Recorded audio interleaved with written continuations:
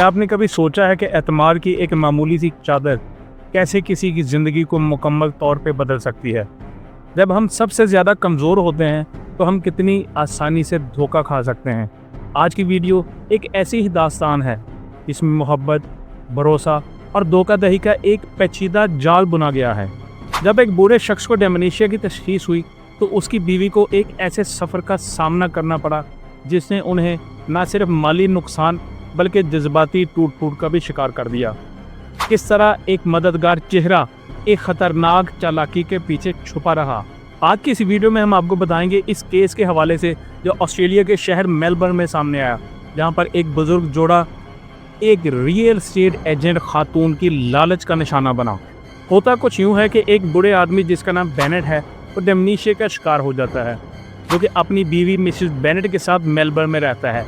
तो Mrs Bennett को dementia की वजह से काफ़ी परेशानी का सामना करना पड़ता है कि वो ऐसे अपने खावंद को कैसे संभालेगी, क्योंकि उसको मालूम नहीं है कि इन हालात में उसके खावंद की देखभाल कैसे की जाए। उसे कोई महारत ही हासिल नहीं है कि कैसे वो उसकी सेहत का ख्याल रख सकती है। वो फिक्रमंद तो बहुत ही, इसलिए वो फैसला करती है कि उसे बेनेट को नर्सिंग होम में डालना होगा, लेकिन ऐसा करने के लिए उसके पास इतनी रकम मौजूद नहीं है कि वो अपने शौहर को नर्सिंग होम में दाखिल करवा सके। इस पर वो फैसला करती है कि क्यों ना जिस घर में वो दोनों रह रहे हैं इसको बेच दें ताकि मिस्टर बेनेट का अच्छे तरीके से ख्याल रखा जा सके। काफ़ी सोच विचार के बाद वो एक रियल एस्टेट एजेंट खातून से रब्ता करती हैं। इस एजेंट का नाम हेली है।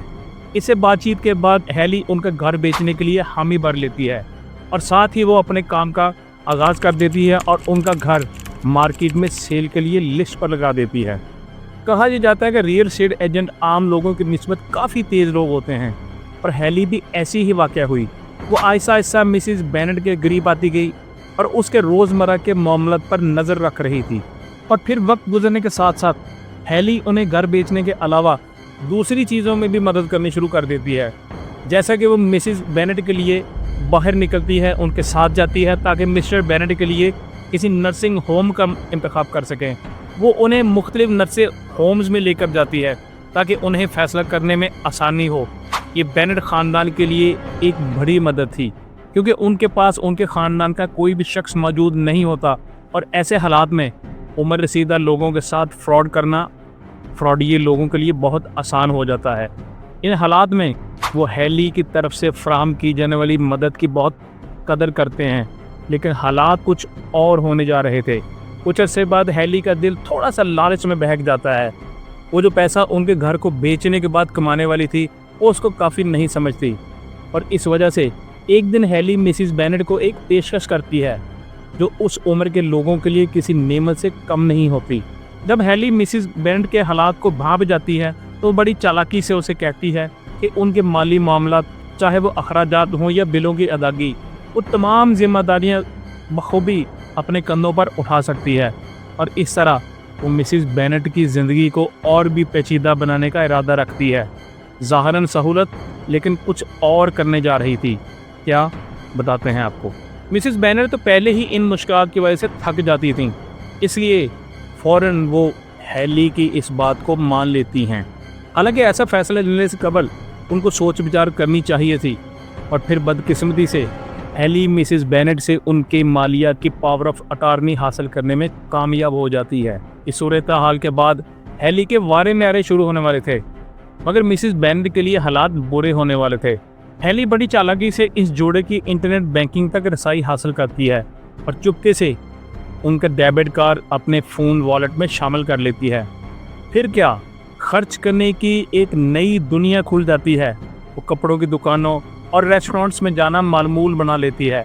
महंगी से महंगी चीज़ें खरीदती है, जिनमें लेटेस्ट फैशन प्रोडक्ट्स या बेहतरीन किस्म के मेकअप प्रोडक्ट शामिल होते हैं। बेनेट्स की दौलत की वजह से वो एक लग्जरी ज़िंदगी गुजारना शुरू कर देती है और लग ऐसे रहा था कि वो दुनिया की एक अमीर लड़की है और उसको कोई गम नहीं है। एक दिन मिसेस बेनेट भी हेली के बदले हुए स्टाइल और तेवर पर गौर करना शुरू कर देती हैं और देखती हैं कि हेली हमेशा महंगे कोट्स में मलबूस होती है और उसके बाल हमेशा ऐसे नज़र आते हैं जैसे किसी प्रोफेशनल स्टाइलिस्ट ने बनाए हों। लेकिन फिर हेली के जहन में एक और ख्याल आता है और वो सोचती है कि क्यों ना एक नई गाड़ी खरीदी जाए تو وہ بینرز کے پیسوں سے بڑی بے-شرمی کے ساتھ ایک مرسیڈیز بینز کی قسطیں بھرنا شروع کر دیتی ہے۔ ایک دن ہیلی مسز بینٹ کو اس نئی گاڑی میں لے کر آتی ہے اور بڑے فخر سے اسے پوچھتی ہے کہ تمہیں میری نئی گاڑی کیسی لگی؟ اس پر مسز بینٹ جواب دیتی ہیں یہ بہت چمکدار ہے۔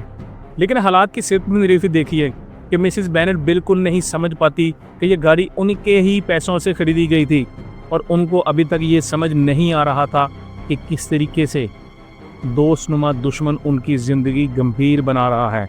یہ سلسلہ بدستور جاری رہتا ہے اور ہیلی بے خوف و خطر خرچ کرتی چلی جاتی ہے۔ وہ لگاتار اسپیشل بیوٹی ٹریٹمنٹس کراتی ہے، ایک نیا آئی فون اور میک بک خرید لیتی ہے۔ اس دوران بینٹس بالکل بے خبر رہتے ہیں۔ ہیلی نے نہایت چالاکی سے ان کی بینکنگ معلومات میں دخل اندازی کی اور ان کے تمام بینک سٹیٹمنٹس کا پتہ تبدیل کر کے اپنے گھر پر منتقل کروا لیا۔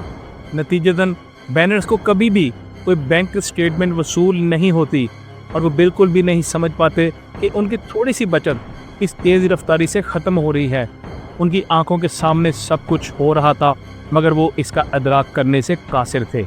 لیکن پھر صورتحال ان کے لیے مزید بدتر ہو جاتی ہے اور ایک دن ہیلی مسز بینٹ کے پاس آ کر ایک فرضی کہانی گاڑ لیتی ہے اور سناتی ہے ان کو کہ ان کے خلاف حکومت کی جانب سے تحقیقات کا آغاز کیا گیا ہے جس کے نتیجے میں وہ اپنی پینشن کھو سکتے ہیں۔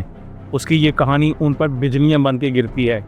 وہ مزید ان کی تشویش میں اضافہ کرتے ہوئے کہتی ہے کہ انہیں اس سارے معاملے کو حل کرنا ہوگا اور اس کے لیے 40,000 آسٹریلوی ڈالر درکار ہوں گے تاکہ وہ اپنی پینشن بچا سکیں یا کسی بھی اور طرح کی مشکل سے نکل سکیں۔ اور ظاہر ہے مسز بینٹ خوف کے مارے گھبرا جاتی ہیں کیونکہ وہ اپنی پینشن کا ضیاع برداشت نہیں کر سکتی۔ تو وہ بے یقینی کے عالم میں کہتی ہیں ٹھیک ہے جو بھی آپ کو کرنا ہو کرو، بس ہمیں اس دلدل سے نکالو۔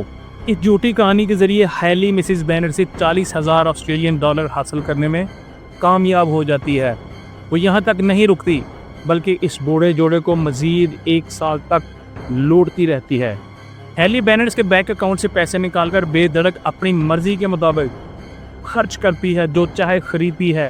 یعنی وہ اس بات کا ثبوت دے رہی تھی کہ ریئل اسٹیٹ ایجنٹس بہت چال باز ہو سکتے ہیں۔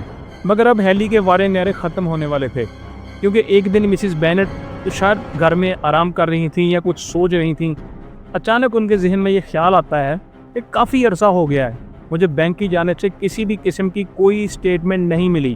ان کو مشکوک قسم کے خیالات آنا شروع ہو جاتے ہیں اور وہ سمجھتی ہیں کہ کچھ غلط ہو رہا ہے۔ وہ فوراً فیصلہ کرتے ہیں کہ انہیں اس معاملے کا جائزہ لینا چاہیے تاکہ یہ جان سکیں کہ بینک ان کے ساتھ کوئی رابطہ کیوں نہیں کر رہا، وہ اسٹیٹمنٹس کیوں نہیں بھجوائی جا رہی۔ تو ایک دن مسز بینٹ اپنے کیئر گیور سے کہتی ہیں کہ وہ اسے مقامی بینک لے جائے۔ جب وہ بینک پہنچتی ہیں اور بینک کے عملے سے بات کرتی ہیں تو وہ انہیں کہتی ہیں کہ ہیلو دوستو، میرے بینک کی اسٹیٹمنٹس کہاں ہیں؟ بینک کا عملہ جواب دیتا ہے کہ ہم نے تو آپ کو تمام اسٹیٹمنٹس بھجوائی ہیں، اور ثبوت کے طور پر عملہ ان کو بھجوائی گئی اسٹیٹمنٹس کی کاپیاں بھی دکھاتا ہے۔ یہ صورتحال مسز بینٹ کے لیے حیران کن تھی کیونکہ وہ دیکھتی ہیں کہ انہوں نے اپنے اکاؤنٹ سے کچھ بھی خرچ نہیں کیا، لیکن ان کے اکاؤنٹ سے بہت زیادہ رقم وڈرا کروائی گئی تھی، اور ایسا پچھلے 15 مہینوں سے ہو رہا تھا۔ ہیلی نے ان کے اکاؤنٹ سے 98 ٹرانزیکشنز کی تھیں۔ اتنے عرصے میں ہیلی نے بینٹس کے اکاؤنٹ سے تقریباً 1 لاکھ آسٹریلوی ڈالرز خرچ کیے تھے۔ جب مسز بینٹ یہ سب دیکھتی ہیں تو ان کا غصہ عروج پہ پہنچ جاتا ہے اور پھر وہ ہیلی کے فراڈ کے حوالے سے پولیس سے رابطہ کرتی ہیں تاکہ اس دھوکے بعد عورت کو کیفر کردار تک پہنچایا جا سکے۔ حالات کی نزاکت کو سمجھتے ہوئے پولیس ہیلی کو تفتیش کے لیے بلاتی ہے اور اسے مختلف سوالات کے ذریعے پوچھ گچھ کی جاتی ہے، جن کے جواب میں ہیلی کہتی ہے کہ میں نے کسی سے کچھ نہیں چرایا۔ وہ پولیس کو بتاتی ہے کہ مسز بینٹ نے دراصل اسے اپنے اکاؤنٹ سے 1 لاکھ ڈالرز نکالنے کی اجازت دی تھی۔ جب مسز بینٹ کو یہ بات معلوم ہوتی ہے تو ان کو ہیلی پر بہت غصہ آتا ہے۔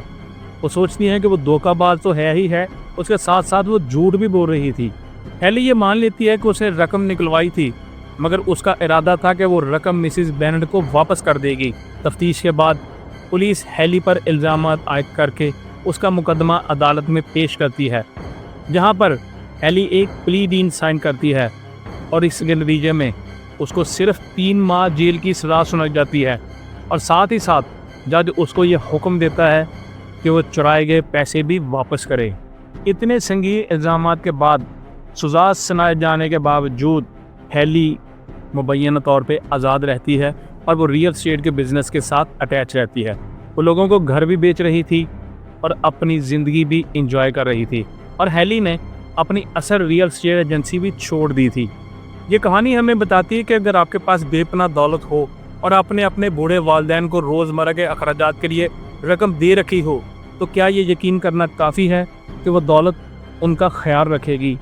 हकीकत ये है कि ऐसी दौलत अक्सर बुज़ुर्गों के लिए मसाइल का बायस बन सकती है।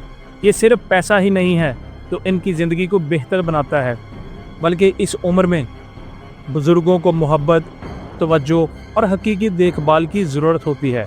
क्या आप जानते हैं कि माली वसाइल की फरावानी कभी कभी उनकी तन्हाई और बेबसी को बढ़ा सकती है? जब हम अपने वालिदैन को सिर्फ माली मदद फराहम करते हैं, क्या हम वाकई उनका ख्याल रख रहे हैं या हम सिर्फ एक चमकती हुई दुनिया पर इन्हिसार कर रहे हैं? ये सवालात हमें अपनी जिम्मेदारियों पर दोबारा गौर करने पर मजबूर करते हैं।